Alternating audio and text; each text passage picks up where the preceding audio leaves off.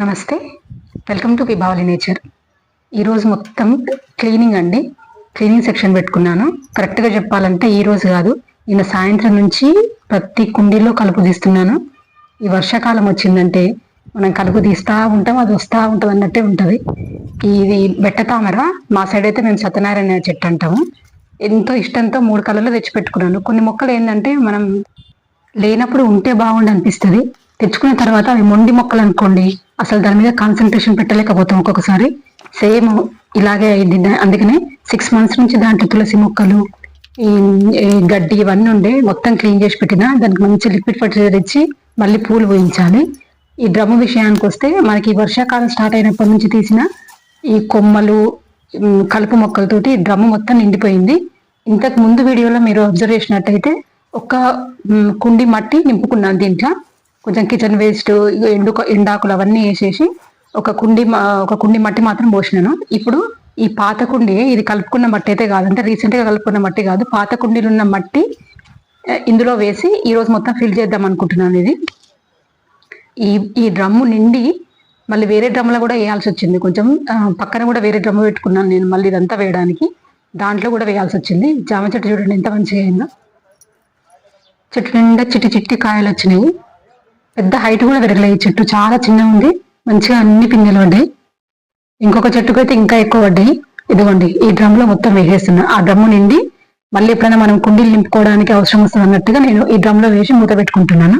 దీంట్లో మొత్తం పొన్నగంటి, తోటకూర, పెరుగు తోటకూర ఎన్నిసార్లు అని హార్వెస్ట్ చేస్తాము.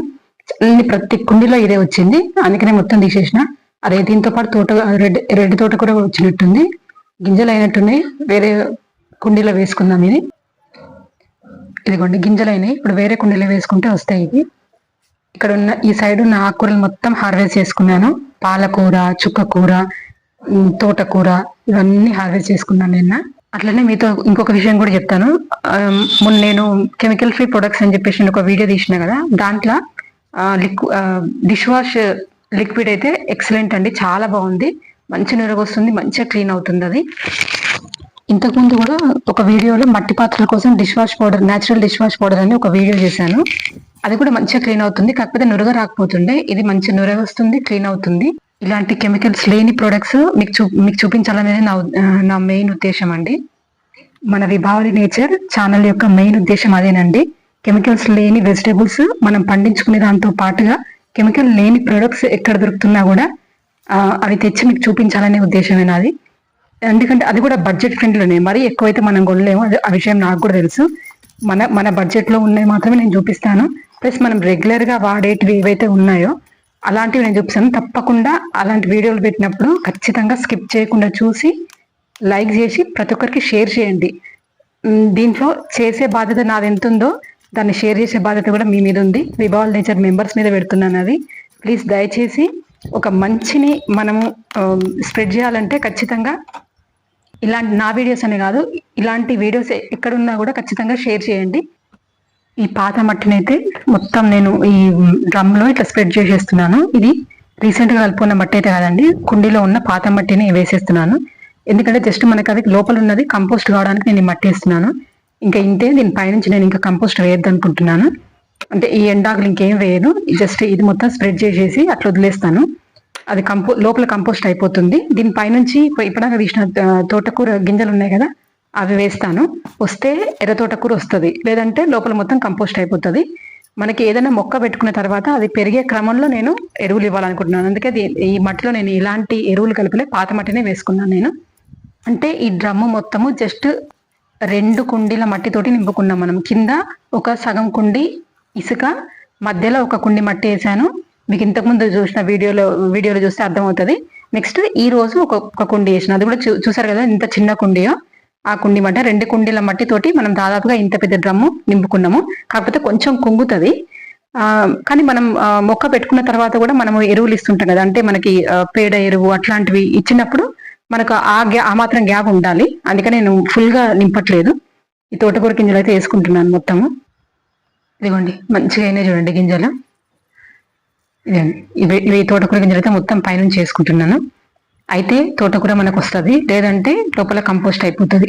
ఒకసారి మనము తోటకూర హార్వెస్ట్ చేసుకున్న తర్వాత మనకి కంపోస్ట్ అయిపోయింది అనుకున్నప్పుడు అప్పుడు నేను వేరే కూరగాయల మొక్కలు అట్లా పెట్టుకుందాం అనుకుంటున్నాను. దీనిపై నుంచి మళ్ళీ ఒక లేయర్ లాగా మట్టి కూడా వేయాలనుకోవట్లే, నేను జస్ట్ ఇట్లా ప్రెస్ చేసి వదిలేస్తాను, తర్వాత వాటర్ ఇచ్చుకుంటాను.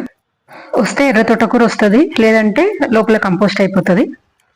ప్రజెంట్గా అయితే నేను తోటకూరని వేసుకుంటున్నాను, వేరే మొక్కలు ఏవి పెట్టట్లేదు. ఇది మొత్తం కంపోస్ట్ అయ్యి బాగుంది అనిపించినప్పుడు నేను మొక్క పెడతాను దీంట్లో. ఇంకా గార్డెనింగ్ స్టార్ట్ చేయని వాళ్ళు ఎవరైనా ఉంటే ఖచ్చితంగా స్టార్ట్ చేసుకోండి.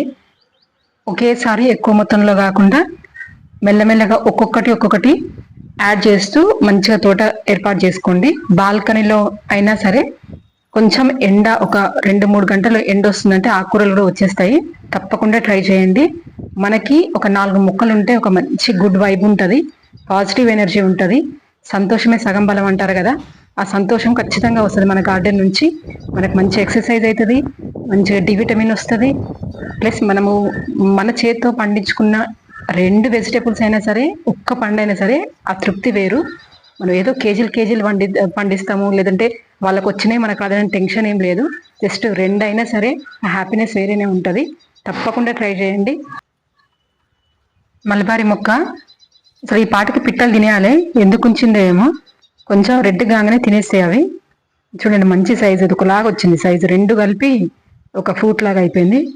ఇట్లా అప్పుడప్పుడు కొంచెం మనకు బూజులాగా కనిపిస్తుంది, దానివల్ల ఏం నష్టమేం లేదు, కడుక్కొని తినేసేయడమే. అవి వదిలేసినప్పుడే తినాలి. బ్లాక్ ఉంటే కొంచెం స్వీట్ ఎక్కువ ఉంటుంది, రెడ్గా ఉన్నాయి కాబట్టి కొంచెం పులిపే ఉంటుంది. అయినా తినేస్తా, ఎందుకంటే అవి ఉంచినప్పుడే మనం తినాలి. మీకు సందేహాలున్నా, నాకు సలహాలు ఇవ్వాలనుకున్నా తప్పకుండా కమెంట్ బాక్స్లో కమెంట్ చేయండి. ఇది ఈరోజు వీడియో బాగుందనిపిస్తే తప్పకుండా లైక్ చేయండి, షేర్ చేయండి, సబ్స్క్రైబ్ చేసుకోండి. సెలవు.